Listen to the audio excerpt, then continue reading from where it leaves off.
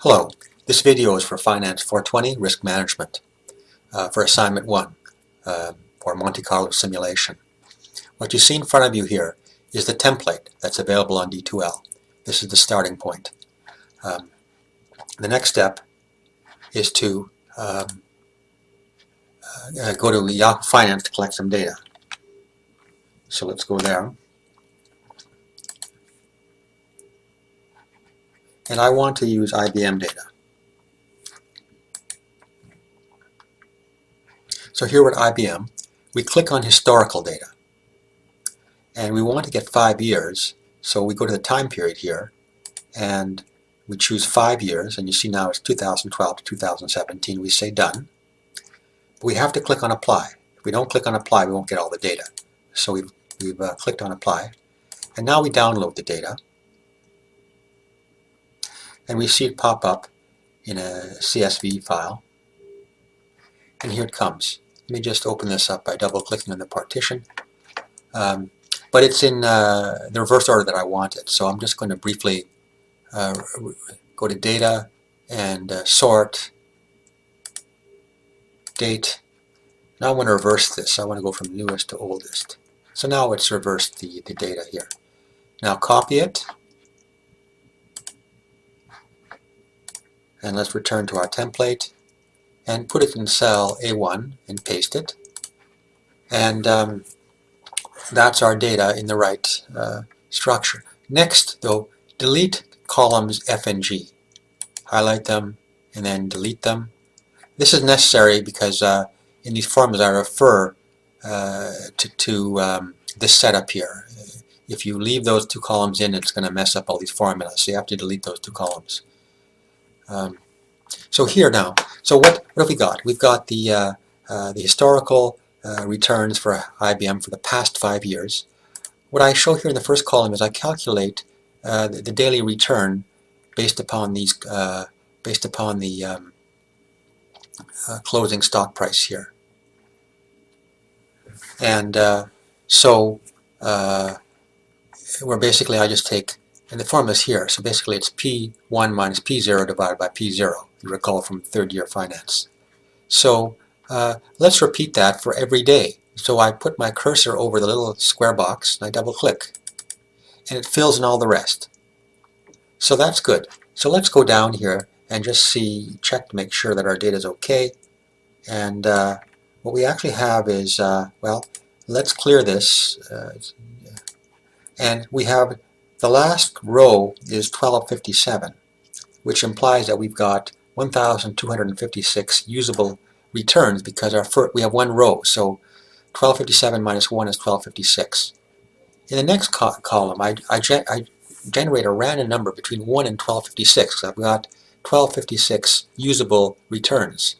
Again, let's double click on the little square, and it fills in. What you see here, it's generating random numbers in that range, which by themselves aren't that useful. But now we're going to use them in the next column. What we want to do here is, and I show the formulas to the right here. This formula up here actually points to column F. This is the indirect function of Excel. So the F is in quotations here, or parentheses, and it is means that this cell here is actually pointing to this column. The ampersand here concatenates the value in column G2. So this, and then I add 1 to make up for the fact that I've got the first row here that is not a number, so it shifts it down 1. So this value here is actually pointing to the return in column F that is in row 1144 plus 1, in other words 1145. Let's now double click on the square again here to fill all that in. Well, let me just, every time I save here, it changes the scenarios here. So let's see if I can get one that's near the top here. So looking at 19 here. So this ought to point, this return here now should be taken from row 20. So let's go to row 20. And if we compare those, here it's 0.006397, and yes, it's 0.0039 97, 0.006397. So this random number is added, has 1 added to it, so it's 20, and that does match the return in row 20 here. So we've actually, these are randomly selected from column F. So next, now we've got this, we can generate a random future scenario. So here, under the price, stock price, we start with the opening, daily open here. And I do this for all my scenarios here. I've actually got a total of 4 different price scenarios here. But I start with the opening price, and then what I do in the next row is I say, okay, let's multiply this opening price by 1 plus the return here to the side here, by this return. And so let's do that for day by day. We're always pointing to the previous cell and multiplying by 1 plus the return.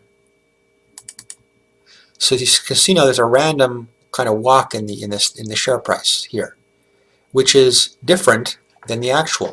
Like it's based upon the actual, but it's different. It's drawing upon these actual returns chosen randomly. Okay, well in Monte Carlo we like to do this many times, not just once. So in the next column I do something very similar. I start with the opening price here, but I now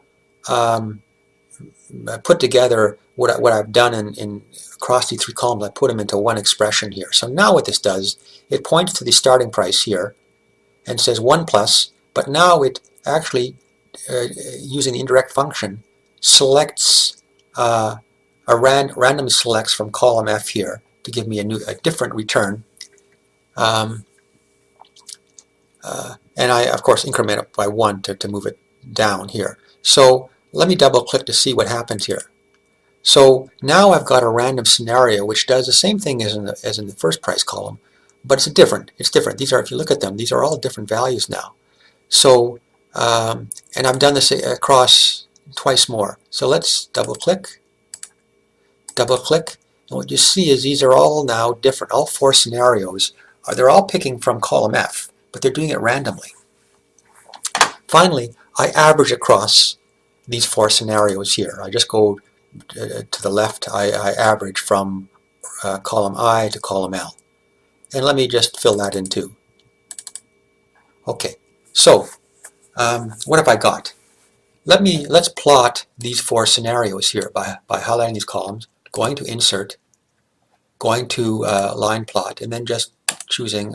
So this here are my 4 scenarios here. Now these are 4 possibilities. It doesn't have to be this. If I save, it resets everything and it chooses a whole different scenario. So these are 4 different possibilities here.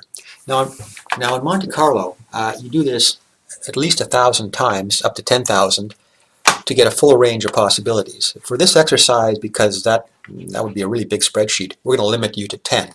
You're going to expand my 4 to 10. Let me also compare this with the average. So this represents our average across these scenarios, and it would be our expected average outcome. This is what we think is most likely to happen. So let's plot that. Insert line chart, and we put that below here. So comparing these, you can see the range of this is much narrower because it's the average. So where this goes up, in this particular scenario, it goes up to 250, down to 100, this is has a much lower range and much less volatility. So this is what we expect to happen on average. Well, okay, but is this a valid? Is it valid to do this? Are we just using noise, or is this based upon good science? Well, let's take a look at our returns here and plot those on a line chart. So let me move it down here. Well, it looks like white noise, and as if it's what we call a random walk with no pattern, no discernible pattern. But is that true? Actually, it does have a pattern. It's actually got a normal distribution. So let's show that, and we can show that by going to the data and using data analysis. Now, If you don't see data analysis already in your spreadsheet, you're going to have to add it in. You do that by going to File, Options, and then you pick the Analysis Tool Pack, and you must go down here and say Excel add-in. You have to go, repeat, you have to go down here. And then I've already added it in, so you see this click. But in your, if it's not there, you won't have this click. So you click it to add it in, and you say OK. And what you should now see, it should now appear, you should now see data analysis under the data tab here. Once I have that, I can click on data analysis. I can go to then to histogram, do my histogram. Now, let me move this down a little bit here. So I have to fill in several things. Make sure you click on the chart output. Number one, click on the chart output. Number two, let's say I have the output range here. Let's do it right there. Okay, we'll put it here. And then three, we want to put the input range in. Now after we go back to column F and starting with just the numbers, we then highlight all 1,256 of our observations here.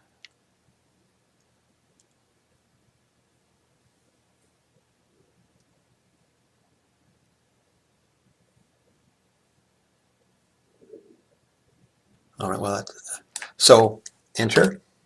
So now I have three things entered here. I've got the range of observations for the actual return, the 5-year returns of IBM. I've got where I want the output, and I've got chart output. I can leave the rest blank. So I just say OK. And this actually appears. Let me cut this. I want to move it up. Cut. I didn't move my cursor back. I'm going to paste it beside here. Paste. Let me expand it. So the point here is what looks like white noise, and actually is random on a day-by-day basis, across the entire 5 years actually follows a normal distribution, which is typical of stock returns. So this actually completes the Excel portion of the assignment. But remember, you have to expand it to go from 4 scenarios to 10. So you've got to insert 6 columns here. 1, 2, 3, 4, 5, 6. Insert. And then you have to copy this column, one of these columns that generate randomly, into cross 6. And then you also have to modify the average here, because it only goes to L. Notice this, it's only going to the fourth scenario. So you're going to have to modify this to go to R. So you'll modify it from going from I2 to R2, for example. And then you'll double click and get your averages here. And then you'll have to generate your charts. They won't be in the template, so you'll have to generate those charts as I showed you in the earlier part of the video. Well, and that concludes the Excel portion. Remember, there are a few more thought questions that you have to answer. Now, those questions don't have black or white answers. They don't have right or wrong answers. I'm asking these questions to make you think about some economic questions that are relevant to the future of the economy. So thank you very much, and if you have any questions, let me know. Thanks.